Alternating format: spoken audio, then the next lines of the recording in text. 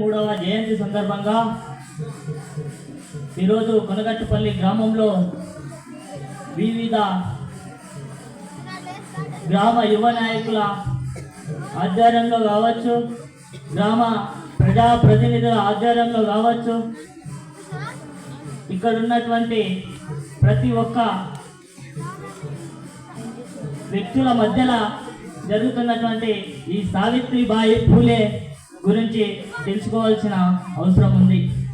అదేవిధంగా వేదికపై ఉన్నటువంటి ప్రజాప్రతినిధులకు, వివిధ యువ నాయకులకు అందరికీ కూడా సావిత్రిబాయి పూలే జయంతి శుభాకాంక్షలు తెలియజేస్తూ,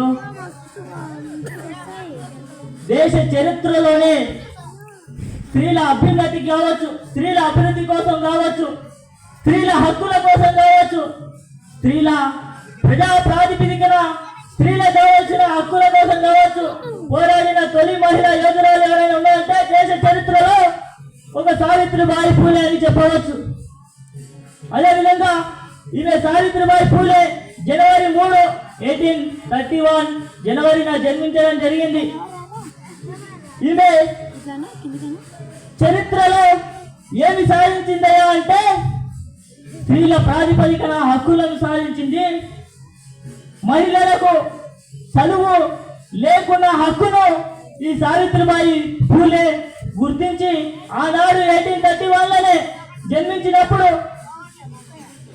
ఈమె సావిత్రిబాయి పూలే స్త్రీల అక్షరాస్యతకు పునాది వేసినటువంటి మహిళ. అదేవిధంగా ఈనాడు కేంద్ర ప్రభుత్వంలో కావచ్చు, తెలంగాణ రాష్ట్ర ప్రభుత్వంలో కావచ్చు, దేశ చరిత్రలో కావచ్చు, ఒక ప్రతిభా పాటిల్ కావచ్చు, ఈ రోజు తెలంగాణ రాష్ట్రంలో మంత్రులు ఉన్నటువంటి కొండ సురేంద్ర కావచ్చు, సీతక్క కావచ్చు, ఈ రోజు మహిళలందరూ కూడా అభివృద్ధి చెంది ఉండడానికి కారణం ఆనాడు సావిత్రిబాయి పూలే అక్షరాస్యతకు పునాది వేసి, స్త్రీల అభివృద్ధి కోసం పునాది వేసి, స్త్రీల హక్కుల కోసం పునాది వేసింది. కాబట్టి ఈనాడు దేశ చరిత్రలో మహిళలు కూడా మన పురుషులతో సమానంగా వాళ్ళ హక్కులు వాళ్ళకు ఉన్నాయి.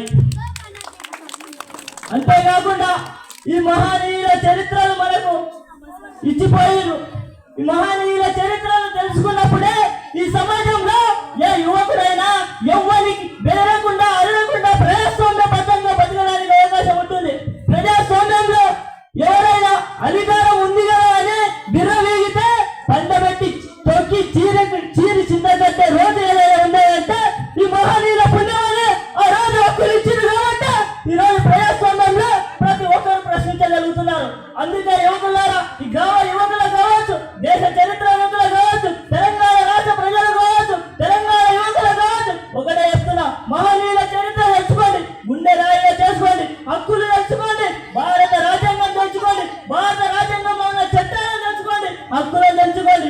ఎవరికి అధికారం లేదు, బెదిరే లేదు. ఇది ప్రజాస్వామ్యం బిడ్డ అని కూడా ప్రతి ఒక్కరి సమాజంలో చెప్పే రోజు ఏదైనా ఉందా అంటే అది మహనీయుల పుణ్యమని కూడా ఈ సందర్భంగా ఒక బాలకృష్ణ ముదిరాజుగా మీకు అందరికి చెప్తా ఉన్నాను.